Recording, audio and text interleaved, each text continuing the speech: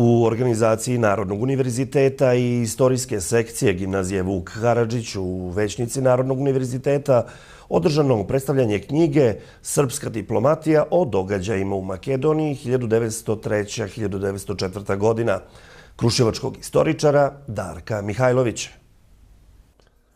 Srpska diplomatija o događajima u Makedoniji 1903-1904. Kruševački istoričar Darko Mihajlović ovom knjigom osvetljava jedno od zapostavljenih poglavlja istorije balkanskih država. On istražuje međusobne odnose država i analizira događaje koji su uticali na geopolitiku Balkana i doveli do balkanskih ratova.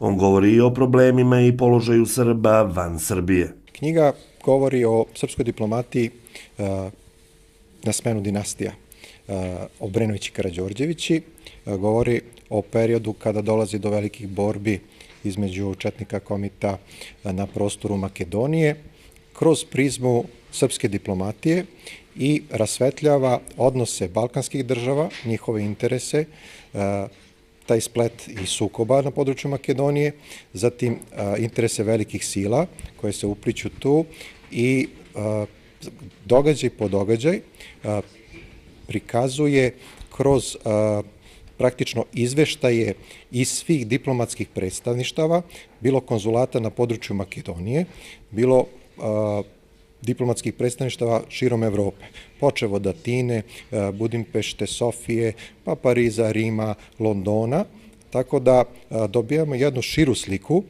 o interesima, a ujedno i tome kako je naša diplomatija delovala na terenu, kako su naše diplomate izveštavale o tome šta rade velike sile i šta rade diplomate kod tih velikih sila, znači druge diplomate iz drugih država.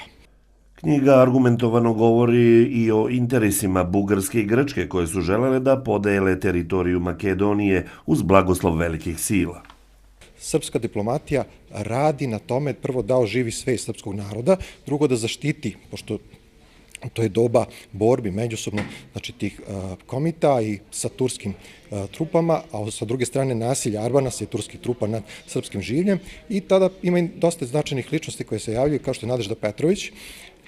Ona sa kolom srpskih sestara prva pristupa, pomaže dole te 1903. godine na području Makedonije. Tu su samo neki momenti, knjiga je dosta kompleksno prikazuje taj period. Kao istoričar mlađe generacije bavite se ozbiljnim istorijskim temama, ali i dnevno-politička situacija vas inspiriše da se onako na jedan domanovićevski način izrazite kroz satiru, kroz kratke priče, poeziju.